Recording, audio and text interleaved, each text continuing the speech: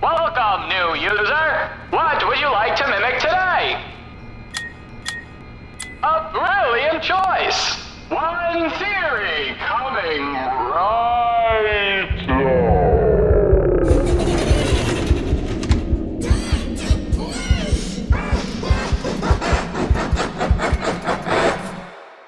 Hello all, and welcome to a brand new multi-part Secret of the Mimic theory series. This newest addition to the Five Nights at Freddy's series comes packed with so much information that it's impossible to go over it all in just one video. This is one of the longest and most detailed videos on my channel, and this is nothing compared to how crazy the theories around this game will get throughout this series. From new animatronics to a broken family to the Mimic's real secret, there is so much to put together, and I'm here to do just that. For those who are unfamiliar with this game, we play as a Fazbear technician named Arnold who goes to Edwin Murray's costume manor in search of a very specific program, one of great interest to Fazbear, the Mimic. While there, this Mimic stalks and chases Arnold throughout various different costumes, as it can reshape itself however needed, recreating what it sees. Throughout this game, we begin to learn more and more about the life of Edwin Murray. He met a woman named Fiona through this job and would eventually marry her. They had a son named David, but shortly after, Fiona had died. Devastated and swamped by his work, Edwin built the Mimic to be sort of a babysitter for David. Unfortunately, once David dies, Edwin angrily attacks the Mimic in a fit of rage, damaging it. Mimicking Edwin's actions, the Mimic becomes violent as well, attacking Edwin and anyone else who steps foot into the manor. This is, however, not the full story. The first ending of the game involves Arnold following the Fazbear dispatcher's instructions and putting the data diver and recently acquired Mimic blueprints into an inventory system and leaving the manor. Surprisingly, while driving away in the van, the real dispatcher says he gave Arnold no such instructions and in fact couldn't get a hold of him all night. Arnold,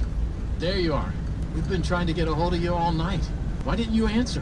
I just talked to you. You told me to give you the data diver and I could go home. This is very reminiscent of Ruin's ending, where Cassie was led down underneath the Pizzaplex under the assumption that her friend Gregory was trapped down there, only to realize that Gregory was never here and it was the Mimic recreating his voice to manipulate her. We get a further explanation of this whole situation in Ending 2, where we refuse to give up the data diver and instead go further into the manor. Arnold goes down into a research and development, or R&D, department containing prototypes of the entirety of the FNaF 1 location and animatronics, slowly draining its power. As the power drains, the dispatcher's voice begins to slip into another. Must consider power.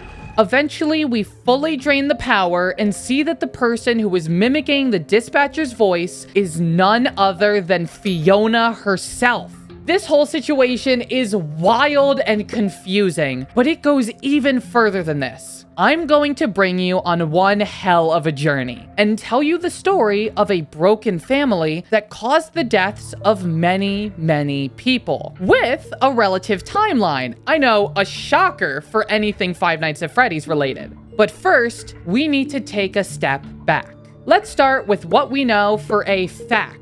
Throughout the game, you can find these audio logs recorded by either Edwin or Fiona. In the first audio log you come across, you can hear Edwin meeting Fiona. Excuse me, can I borrow your voice for a project? What for? I don't even know you. Let's start again. I'm Fiona, and you are? Edwin Murray. Fiona is a puppet maker that helps create some of Murray's Costume Manor, or MCM's, products. Later in the game, we hear Edwin proposing to Fiona through one of the Mr. Helpful hubs throughout the game. Fiona, surprise, it's me, Edwin. Will you marry me? Please? A little while later, we can see photos of Edwin and Fiona holding their son, David. Unfortunately, after some time, we hear in another audio log that Fiona has passed away. How am I supposed to tell David that his mother is gone? How am I supposed to raise a kid on my own? Fiona then gets replaced by the Mimic software, and Edwin treats it as if Fiona is alive again. Fiona, did you make this? I baked it myself for David's special day. Eventually, tragedy would strike again when David is killed. Let's put all of this information onto a nice timeline. This looks great, but it would be nicer to put some relative dates on this timeline. Luckily for us, the game provides us with enough information to actually be able to do this. Our first question to ask is, when does this game take place? This will give us a maximum date for our timeline that we can base many other elements off of. In Arnold's van on the side table, we can actually see a job form for the current task. Retrieve Fazbear Ent assets from the premises of Murray's Costume Manor. At the very top, we can see the starting date is the year 1979. Funnily enough, we can also see this date on some of the mannequins in the game. At the bottom, it says FNaF number 1979, only on select mannequins. While this year is nice and all, more than FNaF usually gives us, I bet we can do better. In multiple locations throughout the game, we can see this notebook opened up to a work order similar to the one we saw in the van. This one shows us a bill, $30 to extract blueprints from the MCM facility,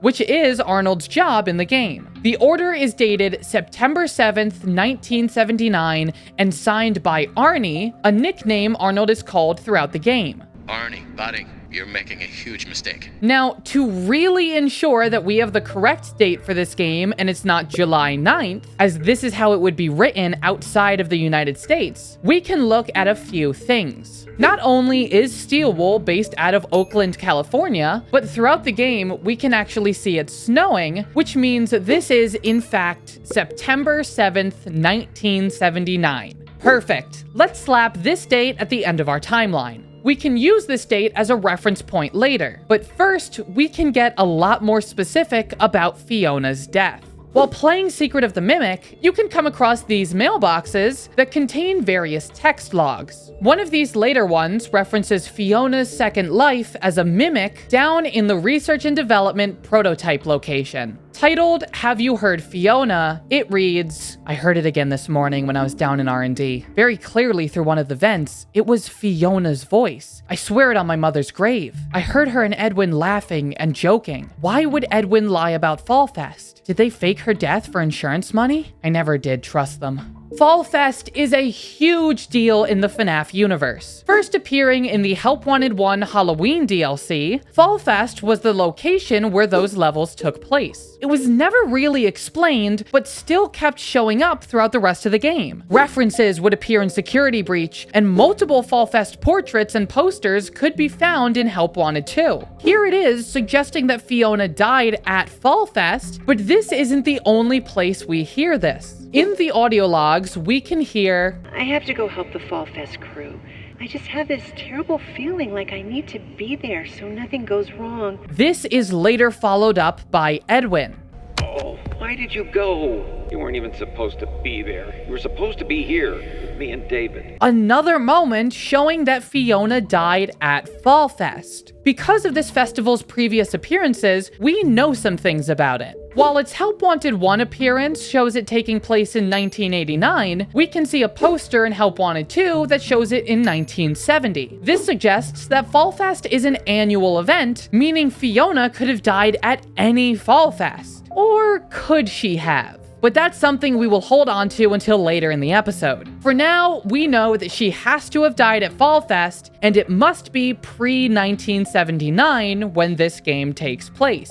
Ugh, but that's like nothing. We can do way better than this, but not with the information we have right now. First, we have to discuss David. At the end of the game, you explore Edwin Murray's mansion, which has multiple home videos in them. In the game files, these are titled Birthday Film or Birthday Reel, as they each take place on one of David's birthdays. In the game, each of these tapes end with a certain number, which is the code to a secret room upstairs. To figure out the code, you have to put the tapes in order according to their colors, matching them with this photo taken from the final reel, where each letter in David's name is a designated color: green, pink, orange, blue, then yellow. Watching the tapes in order doesn't just give you a code, it tells a story. On the green tape, we see David's first birthday. Shiver me timbers!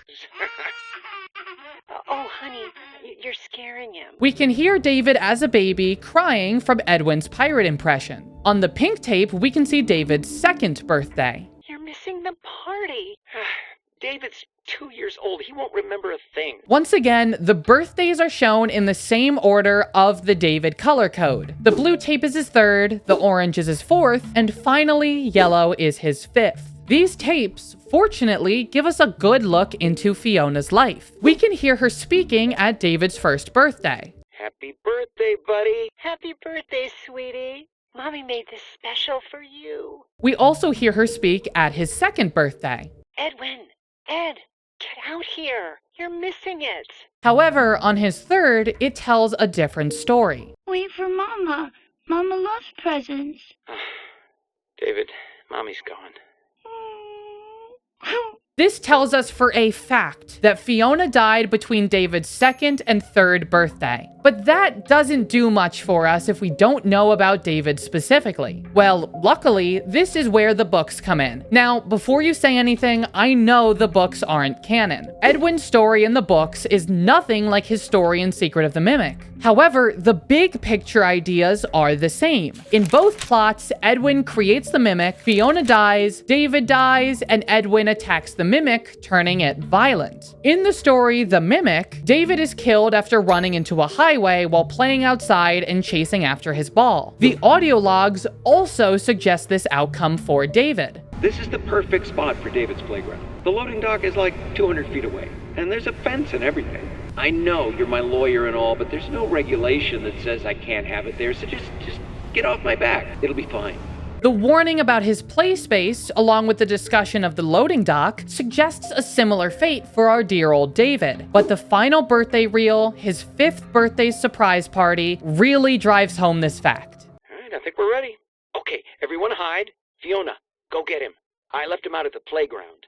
David being left alone, unsupervised outside in a place where Edwin's lawyers warned him about really suggests that this is where he died. But if we actually check this party room location in the game, we see a room completely abandoned. The pizza untouched, the cake uneaten, and the food gone moldy. The party never happened here. Why? Because David didn't survive to see his 5th birthday party. He died on the day of his 5th birthday. This here does wonders for our timeline. Since David dies on his 5th birthday, Fiona dies 2 to 3 years before David's death. Even if we suggest that David died the same year that Secret of the Mimic takes place, Fiona would have had to die 1977 or earlier. We can also specify this 2 to 3 year gap between Fiona and David's death. Unfortunately, this gap kind of clouds when Fiona gets replaced by the Mimic. But once again, for this, we can turn back to the birthday reels. At David's 5th birthday, as Edwin talks to Fiona, we can actually see that he's talking to an endoskeleton mimic of her. While Fiona is completely absent from David's 3rd birthday, her mimic can be heard at his 4th in its distorted, mechanical vocal impression of Fiona.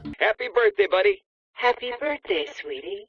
The Mimic is absent from his 3rd birthday, but present at his 4th, meaning it came into the picture 0 to 2 years after Fiona dies, and subsequently 1 to 2 years before David's death.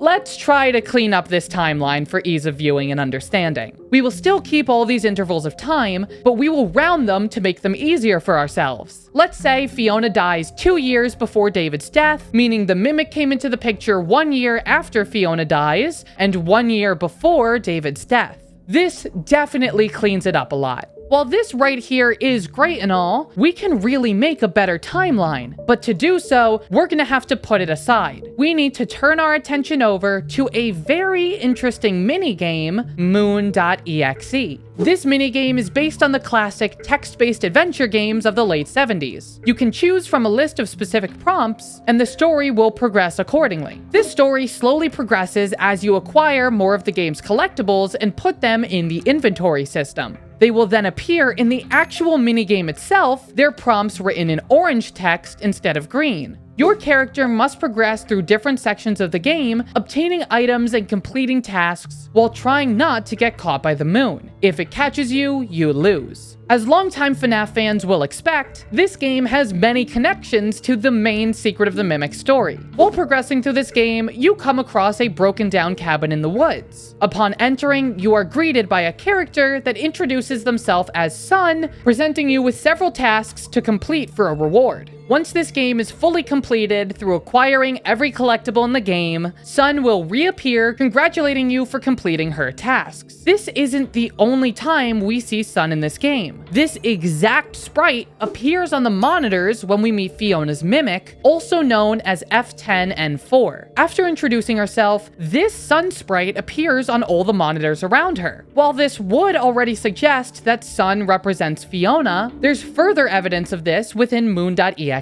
After Sun congratulates you and leaves, the screen begins to get corrupted and we can see flashes of various objects. A Foxy puppet, a sewing kit, Sun herself, various animatronic masks, a white tiger plush, David's toy blocks, an owl mask, and a sewing machine. All of these objects are extremely important, but let's start with the easiest. These masks, Foxy puppet, and sewing kit were used in her first task within Moon.exe. You are tasked with fixing these 3 masks on the table, which we use the sewing kit and Foxy plush to do. This is a parallel to Fiona's life as a puppet maker for MCM. This is the same reason we see this sewing machine. As seen in the 3rd birthday film, while Edwin dwells on his wife's death, this was her sewing machine. Finally, the white tiger plush and David's toy blocks. While progressing through this minigame, you are prompted with several birthday presents, one of which is a white tiger plush, which is labeled as David's first birthday gift, and the other is of these blocks labeled as David's 3rd birthday gift. These are both gifts given to David, presumably while she was alive. While Fiona died before David's 3rd birthday, young David, not fully understanding this death, suggests this was somewhat recent.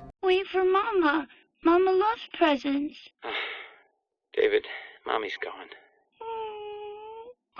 Considering her death was most likely recent, she would have most likely been alive while purchasing this 3rd birthday gift. Sun is without a doubt meant to represent Fiona. But there is one more thing in this sequence that I left out which will help us greatly. During the glitch sequence, at the very end there is a fire that eventually spreads close to Fiona. This isn't the only instance where Fiona can be associated with a fire. Earlier in this minigame, you approach what is described as a ruined statue of a wedding couple. The ruins are of what once was a happy home, but a fire has blackened the walls. Upon inspecting the statues, you learn that the fire has only blackened the woman's statue. The man is wearing a bow tie, the iconic logo of Murray's costume manor, and an accessory seen on Edwin many times. The woman's statue has a Fall Fest snow globe at her feet. In this area is also the ruins of a quaint little seamstress shop that is noted to be burnt to the ground. Clearly, the statues are meant to represent Edwin and Fiona, but Fiona has been burnt, further supported by the seamstress shop also being burned down.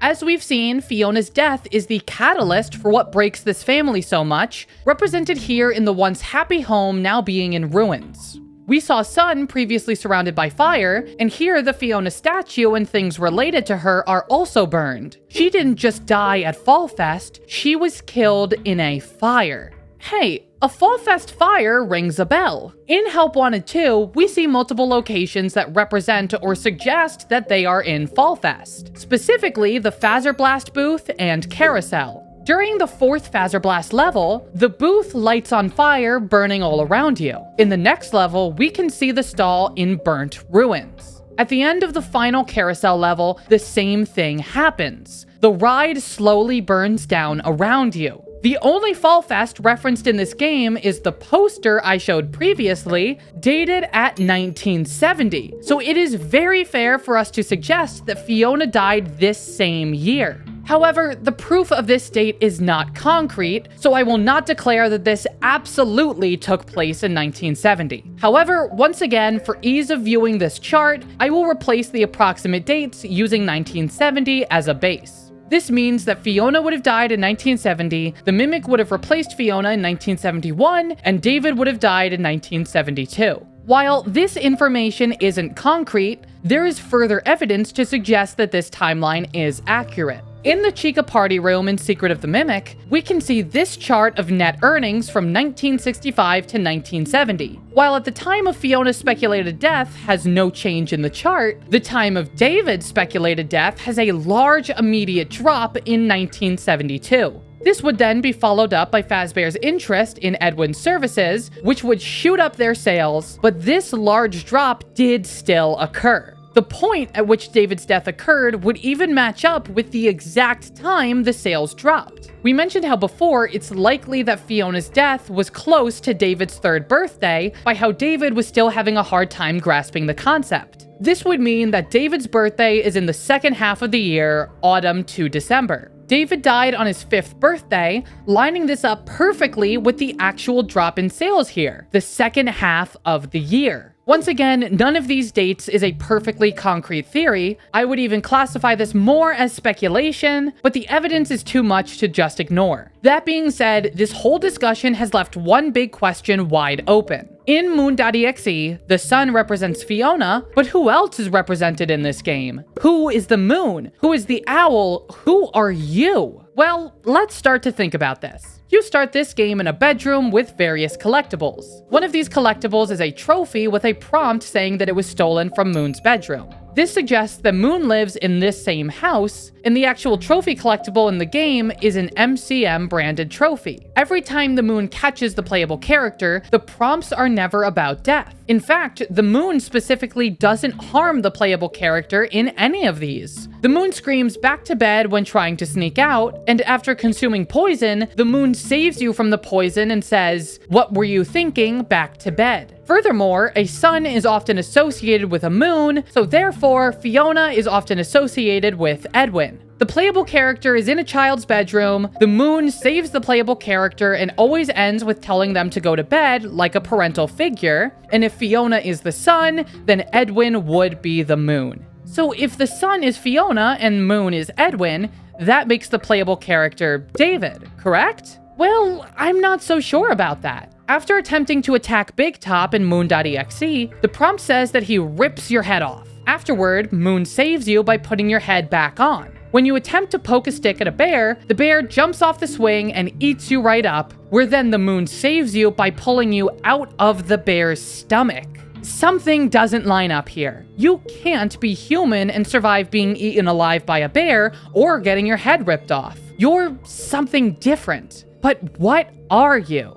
Well, interestingly, after fixing all of Sun's masks for her, she gives you a baby owl mask. She then says that the moon will now think you are the baby owl, and that you have your reward and your sacrifice. After obtaining this owl mask, the owl that has been following you around this whole game is nowhere to be found. This is the sacrifice in question. The owl is gone so that you can be the owl. Upon entering the cave while wearing the baby owl mask, the moon takes one look at your owl mask and begins to cry. In the cave is an owl statue to which inspecting it reads, "You will bring him back no matter the cost." You are wearing the owl mask at the cost of the owl itself. Seeing the owl mask makes Edwin cry, and you are determined to bring it back. This is all something we've seen before. In the audio logs, we hear about David's death affecting Edwin, but F10N4 has a solution. It happened, and you have to deal with it. You did it before. We can fix things together. F10N4 suggests working together to fix what has previously happened. In a later audio log, we can see what she's talking about. F10 says, "While the M2, Mimic 2, began as a copy of my program, I believe it can become something more. It wasn't me. It was different. Somehow, it has been damaged and is malfunctioning." This is how she tried to help fix things, copying her code. However, as we can see, things didn't go particularly well. In a later audio log, we can also see this. Edwin, you can't put it off any longer. You need to try again. Build another. Finally, we see how Edwin reacts to these pleas to rebuild David as M2. For the last time, No, it wouldn't be him. Oh, who am I kidding? You're not really you. Oh, I've been so stupid. Edwin, calm down and give it some thought. Try again. Make another, and we can all be together. Edwin approaches both of these machines in similar manners. The mimicked Fiona isn't really her, and the mimicked David isn't really him. M2 was built for the sole purpose of replacing his dead son, since it worked on his dead wife. We see this story in Moon.exe.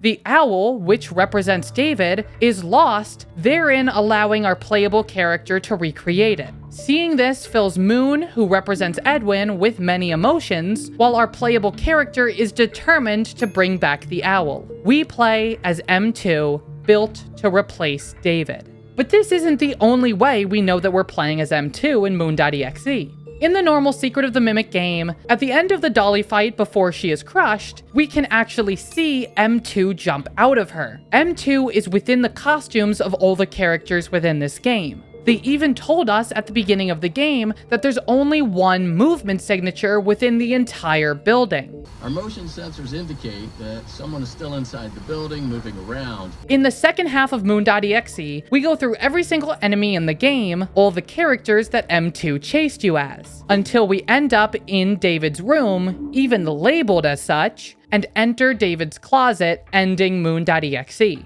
Completing this minigame allows you to access Ending 3 of Secret of the Mimic, wherein you are allowed to enter David's room in Edwin's mansion. You watch as M2 comes out of David's closet, and recordings of Edwin and Fiona bring David out of the Mimic before you are able to fix it for good. Once doing so, M2 will grab the white tiger, David's favorite toy, crawl into bed, and as David, say goodnight to the recordings of his parents. Not only do we end Moon.exe in the same place where M2 starts in Ending 3, but David's bedroom is boarded up from the outside, the exact same thing you are prompted with in Moon.exe when trying to leave the starting bedroom. The playable character in Moon.exe is without a doubt M2, meaning the owl represents David. Now, understanding that M2 is the playable character in this minigame can put a lot of things into context and help us understand the true story of the Mimic. At the end of Moon.exe's first half, you are tasked with putting a moon statue back together. Successfully doing this will make your entire game turn white until you come back to inside the welcome room of Murray's Costume Manor. Talking to Mr. Helpful tells you that while you did rebuild yourself, you are now split into two: Moon and Sun, destruction and life. We know that Moon, including the statue, is meant to represent Edwin, but what does this mean? Split between destruction and life? Well, we may be able to put this into context. If the moon represents destruction and the sun represents life, there are many contexts we can put this in. The first one that comes to mind is the literal sun and moon personalities of the daycare attendant in Ruin. In this game, Sun is meant to watch over the kids and does this happily. However, he warns you about turning the light off and letting the moon out. Moon is dangerous and will attack, seen through this entire daycare sequence. While Sun never jump scares and kills you, Moon does. Once you turn out the light, Sun has no choice but to give control over to the moon. In Ruin, we see that Moon has taken over the daycare attendant completely. Sun is defeated and can only be seen when the Vanny mask is on, but in the real world, only Moon remains. It is the more powerful personality. After fixing the daycare attendant, both halves merge together into a being called Eclipse, who treats you nicer than either of its two halves separately. A similar concept can be mapped onto M2's story. In the intro cutscene of Secret of the Mimic, we learn that this endoskeleton turned violent after it itself was subjected to violence. He was working on an endoskeleton that can adapt to any costume or character with the ability to take on the persona of the character it occupies. With the addition of the aforementioned homicidal tendencies, of course. Later in the audio files, we can actually see this moment of violence. Stop. You're not him. You're not. Stop sounding like him.